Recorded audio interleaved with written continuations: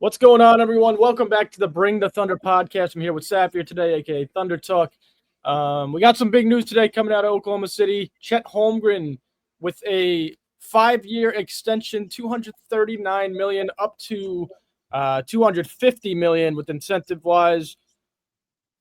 I mean, he gets the rookie max. He gets the rookie max that everyone expected. Sap, I got a question for you, man. What's up? I got two actually. More of statements, actually. You got to shut these people up. Tell me why he deserves that rookie max. And second, shut them up again. Tell me why this is actually a good deal for Oklahoma City right now. Awesome. I'll answer the first one. So the reason he deserves this is one, he's an NBA champion, regardless of how people feel about his playoff run or the Thunder playoff run. He performed at the highest level when you needed him most, and he did that. And I've been saying this over and over until people start stealing my idea, which is he's a top 3 defensive big man in the league. He's a top 5 center in my opinion. And that's why he deserved this deal. Absolutely. I feel like it's the right deal. And the second part of the question is, why is this probably a good value for us is if we waited another season, he could have been an all-star next season or an all NBA or a DPOY candidate. He could be all defense. Honestly, he could be all of those things and then one day even become an MVP, but that's obviously topic for another day. But in my opinion, like he has these escalators that J-Dub hit this season, but he didn't. So the fact that we can lock him up on a season that he was injured in and he still can get the full amount of money that he deserves, which is great from Sam Presti to, give him trust. And then on our side, like we get him on honestly a deal because he could easily be getting $300 million instead of the $250 over 5. So I'm actually really happy about it. Obviously not happy about the 2 freak injuries that he's had, but happy from a Thunder perspective because this guy is easily all-star caliber. We saw that prior to injury, 18 points, nearly 3 blocks on high efficiency. Like that's the type of player he's going to probably be the next season, considering he's, been healthy. So that's kind of where I'm at with him. So yeah, super excited on my end here. We saw glimpses of what he can end up being during the regular season. Games like when we played in Boston, taking off the dribble, knockdown 3-point shooter. He dealt with, like you said, a few injuries, but this is a great deal for OKC to get this guy locked up. Another deal where they push money back. So first year cap hit is only 41 mil. It goes all the way to 2031, which will end up being like 54 mil. So we got room to work with here. Back end in the money. And yeah, he hasn't even scratched the surface yet. Offensively, he's improving his 3-point shooting. He's up to 38% from this past season, 37 his rookie season. I only see it going up. And obviously we know what he could do on the defensive end. I mean, the dude averaged over almost 2.5 blocks in the finals, most blocks by anyone in a game 7. And just a defensive anchor of this team. And when he blossoms into what he truthfully can be on the offensive end, this is going to be a steal of a deal for Oklahoma City. Yeah. And I want to mention that he's going to get 25% of the cap. So that's obviously better than him having a 30% cap, which J-Dub is going to be hitting. I think it's a good chance to transition over to J-Dub as well, unless you have any other thoughts there. But J-Dub will be getting pretty much a similar baseline deal of like 246, 250 million, but he'll get the escalator of being all NBA third team. And I believe he was all defensive team possibly. So considering that he has that opportunity, let's see how much percentage he kind of gives back to OKC. Chet in this deal ended up giving a 2.5%, where if he does hit like the escalator, he won't receive the full amount for it for that next season. So he's only going to get, for Chet, like he's only going to get, let's say he hits all NBA or all-star, like he's only get a 2.5% bonus. So he gave us money back in that sense. And that's what I'm hoping J-Dub does as well. Considering he hit that escalator, if we can get him kind of half off, that'd be nice. If that doesn't happen and he gets his full 5%, or if he asks for more, all power to him. It's always about player empowerment. Like Presti will figure it out regardless, but he is going to explain like, hey, every time you take X amount of dollars, this is who gets cut from the roster in 2029 or 2030 or etc. Right. So I think, he positioned that statement probably to Shea really well, where he gave up a bunch of money, and then he did the same thing with Chet. And I'm sure J-Dub is going to get the same conversation and probably give the same commitment of like a 2.5% bonus. Yep. Even if he does get all NBA again next season. The thing I like about Chet's deal is he only really has next season to hit that escalator. I'm sure J-Dub is not going to negotiate that way. He's probably going to want it every single year. So he'll probably be at a 30% cap hit. Whereas Yep. Chet could only get to 25, and then 30 for 1 year. And then after that, it's 25, 25, 25. So hopefully that's what I'm hoping J-Dub does as well. Similar deal to Chet. I'm guessing he won't try to finagle like a higher end deal, even though he easily should and could. But considering these guys are really committed to OKC, that's kind of where I see things going for them. Yeah, I mean, they're super committed to OKC. They've shown that OKC is super committed to them. Both sides have shown the same, commitment to each other. Looking at Paulo just got 5 for 287. I think Dub will be right around that, maybe a little under that. That's the hope. And if he takes the full amount, he can get up to like 296. Right. But we'd hope he takes a little less than what Paulo took. And I believe he will. They're all in. This is different than years ago when Presti chose to let go of Harden. This time around, he's keeping his big three together. It's easier to build around a big three than to build around a big two. And these guys will be here for a long time, and I'm very excited for it. Like I said, a lot of back-ended money. Still under the tax at this moment, but we will be pushing second apron in like 2 years, but we still get 2 years. I mean, Shea's extension doesn't hit for another 2 seasons.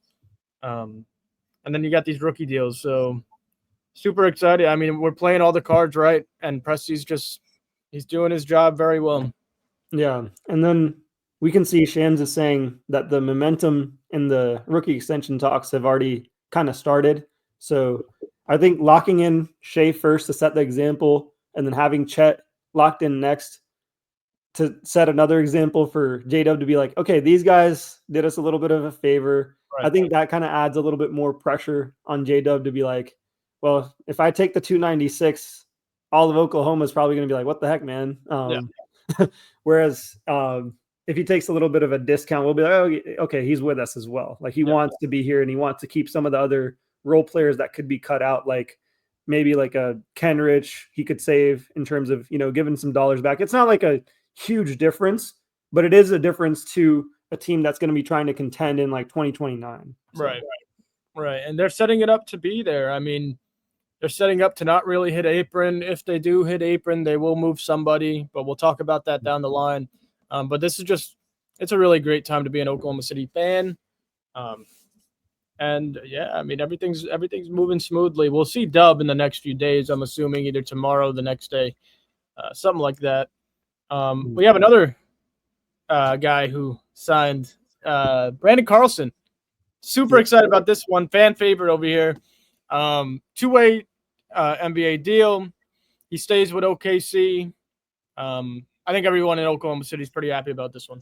Yeah, and I want to mention, I'm happy that he's back. He's honestly really good at defense. He's great at shot blocking, and he's great at spacing the floor. He's just like a guy that you would, think gets an NBA deal over some time. And then on top of it, he's had a foot injury, I believe, right now. So he's been out of the summer league. That's why we haven't seen him in there. I feel like we have a deeper roster than we're showing right now with, losing DJ. And then obviously down here, we lost Alex Dukas as well. So to the Brisbane Bullets in Australia. What do you think about that, man? Yeah, I didn't really see that coming. He just played in the first summer league game. Mm-hmm. Not much. I thought maybe because he's already a 2-way guy for us, but all to him. We thank him for the season we just had and a lot of success in the future. But yeah, I didn't really see it coming. kind of unfortunate. I think all of us were big Dukas guys. We like the guy, but goes back to Australia and let him ball out. Yeah, man. Also, we got some additional news since we're just covering all things Thunder today after this extension. We might as well mention it. The Thunder's NBA Cup Group A has been announced. These are the teams that are going to be in there. I feel like this will be a fun little test for us. I don't think we should, lose this. Maybe the only team I'm worried about would be the Timberwolves in this. But even if we lose it, it'll be like an extra game of rest, honestly, for the guys. Not to put pressure on them after they just won a championship and then have to, play through a gauntlet, group cup that doesn't really amount to anything other than extra money for some of the guys. But Right. what do you think? What do you think about this? Listen, I think it's kind of crazy that we're still doing this cup stuff, but all power to the players. Get your money. We'll see how it goes. I mean, we were runner-ups this past season. I'm still a psycho that believes if you win the NBA Cup, you're not winning the NBA championship in the same year. Gladly, we lost in the NBA Cup, ended up winning the championship. So, yeah, I mean, good group for OKC. If you want to root for them in the Cup, I mean, obviously we want them to win every game. So, good grouping. Should be able to beat all these teams, and we'll talk about that, hopefully soon, but not soon enough. Yeah, and then we also saw a Blake Griffin, Chet Holmgren commercial for the NBA Cup. It's not loading in right now, but that's another set of nice news. Also, to kind of end things off here, I gotta let you talk about the shout out for a former Thunder legend that's been cooking up in the summer league. Yeah, big time Darius Baisley, 27 points, a game winner last night. I believe like 13 boards as well. He's always been a good ball player, just hasn't found his niche in the NBA. But shout out to D Bays, huge game for him last night. We'll always root for our own, and it's always fun watching him ball. Yeah, man. I heard you about to say something about this Chet and Oklahoman native Blake Griffin. Yeah, I was just gonna get more money for Chet. Amazon Prime deal. I was gonna mention really quickly. It's you don't see this often. Shea got extended. Chet's gonna get extended. Chet got extended. Then we'll see J-Dub. Every one of their teammates on Instagram are reposting on their stories, applauding, making jokes. Dinner's on you now. Blah blah blah. Yeah, man. You don't see that often, right? I mean, every single guy. I saw Wiggins. I saw Kenrich. I saw J. Will. I saw Hartenstein. Everybody's reposting. Dub's reposting. Like, this team is all in, and that's why they're going to be around for a really long time. Yeah, I agree. I mean, it's probably the most well-connected group that actually likes each other. Like, the Grizzlies did it for a season, and then they kind of broke apart. Like, these guys actually enjoy, being around each other, having their families together. Like, a lot of the NBA wives for the Thunder team all get together for events and things with their kids and families. And so I'm really enjoying like off the court as much on the court stuff that they're doing. And then each of them are getting deals. Like we just saw the Prime deal with Chet. We see the NBA cover for Shea gets the 2K cover. I mean, J-Dub's going to get some sort of commercial here soon after signing this extension, I'm sure. Once he gets that hand fixed up, I'm sure there's something down the line for him to get here soon. Shout out J-Dub, man. J-Dub's injury. I watched the video on his YouTube. Yeah, me too. Baller. Expecting huge numbers next season. Yeah. But yeah, I think that's all, right? I mean, we got Shea on 2K cover, blah, blah, blah. Who cares? Yeah.